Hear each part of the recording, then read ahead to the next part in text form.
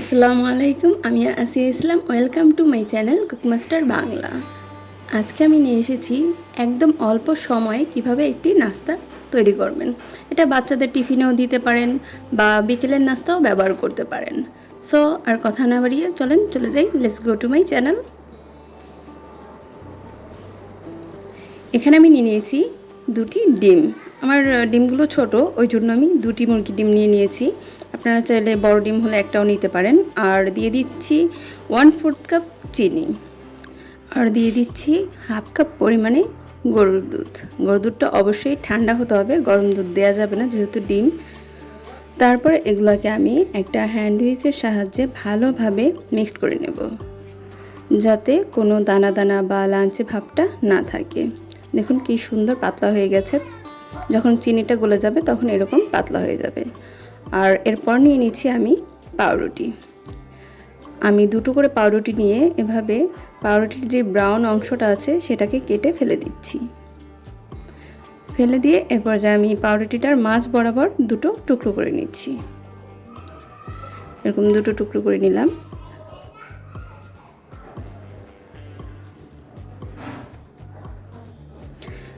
এরপর আমি চুলায় প্যান বসিয়ে দিয়ে এর মধ্যে ঘি দিয়ে ব্রাশ করে নিচ্ছি। আপনারা চাইলে বাটারও ব্যবহার করতে পারেন। এখন আমি যে ডিমের মিশ্রণটা করেছিলাম ওর মধ্যে পাউরুটির টুকরোগুলো দিয়ে ভালো করে ভিজিয়ে তারপর এটাকে আমি ভেজে নেব।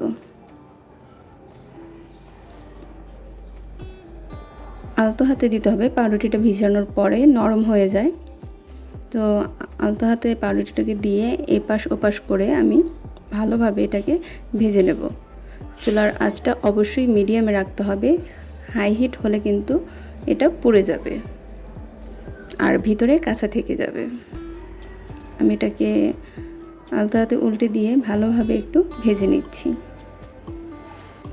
অনেক সময় দেখা যায় হঠাৎ করে বাসায় মেহমান চলে আসে, তো হাতের কাছে থাকা এই অল্প কিছু উপকরণ দিয়ে কিন্তু আমরা এই রকম সুন্দর নাস্তাটা তৈরি করতে পারি।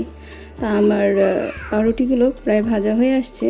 এ পর্যায়ে আমি একটা বাটিতে নিয়ে নিচ্ছি 1/4 কাপ গুঁড়ো দুধ আর 1/4 কাপ চিনি। এটাকে আমি এখন একটা চামচের সাহায্যে ভালোভাবে মিশিয়ে নেব। এটাকে আমি ভালোভাবে মিশিয়ে নিয়েছি। এ পর্যায়ে আমি এর মধ্যে আমার ভেজে রাখা পাউরুটিগুলো দিয়ে একটু মেখে নেব। এটা জাস্ট দেখার সৌন্দর্যের জন্য। আমার পাউরুটির কাজটা আগেই হয়ে গেছে, তারপরে দেখতে যেন একটু ভালো লাগে, আকর্ষণীয় মনে হয়। আর খাওয়ার সময় এই গুঁড়ো দুধটা দিলে এমনি তো আরেকটু ভালো লাগে। তো আমি এটাকে উল্টে পাল্টে চারো সাইড থেকে সুন্দর করে দিয়ে নিচ্ছি। আমার এগুলো দেওয়া হয়ে গেছে, দেখেন কত সুন্দর দেখাচ্ছে। তো আপনারা চাইলে এটা বাসায় ট্রাই করে দেখতে পারেন। একদম সহজে অল্প কিছু উপকরণ দিয়ে এই রেসিপিটা আপনারা করে নিতে পারেন। আর আমার এই ভিডিওটা যদি আপনাদের কাছে ভালো লেগে থাকে, আমার ভিডিওতে একটা লাইক করে আমার চ্যানেলটাকে সাবস্ক্রাইব করে বেল আইকনটি অন করে দিবেন আর আমাকে আপনাদের পাশে থাকার সুযোগ করে দিবেন।